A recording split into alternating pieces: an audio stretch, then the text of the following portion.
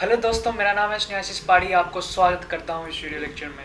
तो फिर आप इधर देख सकते हो कि 62 नंबर क्वेश्चन क्या है, जो कि any best nationalist movement social reformer हम कह सकते हैं।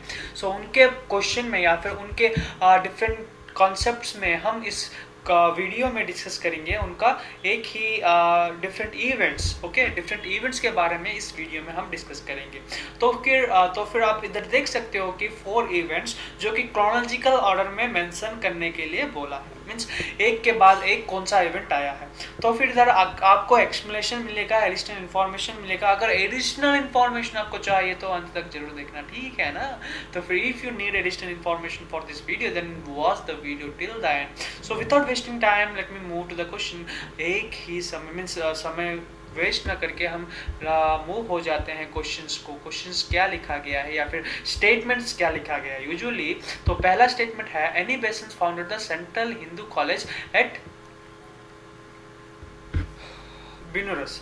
बनारस में BENA और बनारस में एनी बेसेंट जो कि सोशल रिफॉर्मर है, वो फॉरेन सोशल रिफॉर्मर जो कि इंडिया में आकर इंडिया में सेंट्रल हिंदू यूनिवर्सिटी का स्थापन की। तो उसके बाद the national council for education was form. जब हिंदू कॉलेज फॉर्मेशन हुआ उसके बाद क्या हुआ, मैं आपको आंसर के साथ एक्सप्लेनेशन भी प्रोवाइड करूंगा, क्योंकि जो भी आंसर है इधर answer is been displayed chronologically. So 1 2 3 4, okay, 1 2 4 3 it is been mentioned like this, sorry, yeah, 1 2 4 3. Okay, so let me discuss first number point which I have already discussed. Then after, the National Council for Education was formed by Annie Besant and also been formulated the education policies or education councils under this Central Hindu College. Okay, then after, the third number or the fourth number point, which is the All India Hindu Maharashtra was formed.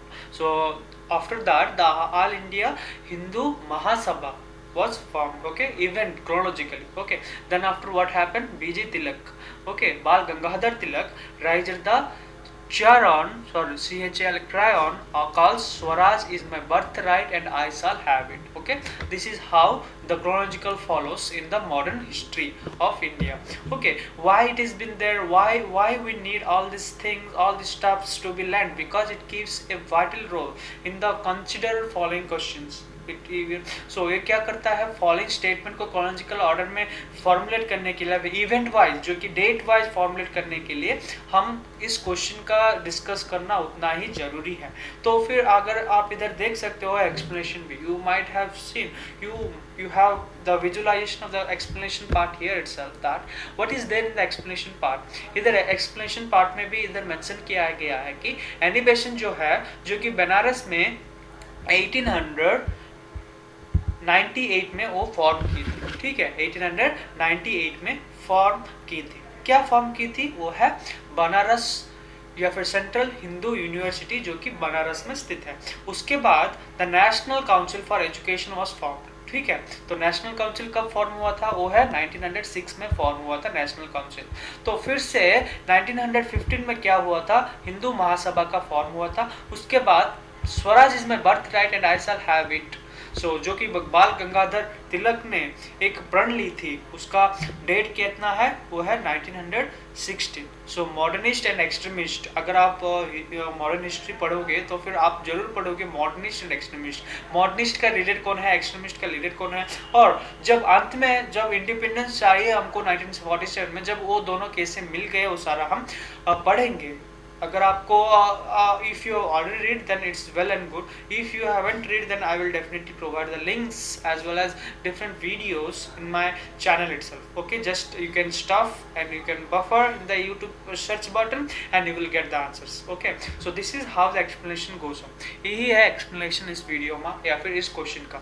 So time waste ना करके हम चले जाते हैं इसका additional information part में, क्योंकि additional information part उतना ही ज़्यादा प्रेफरेंस देता है, उतना ही ज़्यादा इंपॉर्टेंस देता है जितना एक्सप्लेनेशन या फिर क्वेश्चन। तो फिर अगर आपको इधर अंडरस्टैंड हो गया कि 1896 से लेकर 1816 तक जो भी फॉलो हुआ था या फिर जो भी इवेंट्स हुआ था, उसको कॉर्नोलॉजिकल इवेंट्स में या फिर उसको कॉर्नोलॉजिकल ऑर्डर में इधर आपको एक्सप्लेनेशन के साथ मैं प्रोविजन दिया हूँ। तो फिर एडिशनल इन्फॉर्मेशन क्या है, कुछ कौन सा इंपॉर्टेंट पॉइंट्स है वो भी हम डिस्कस करेंगे, ठीक है। चलते हैं एडिशनल इंफॉर्मेशन में।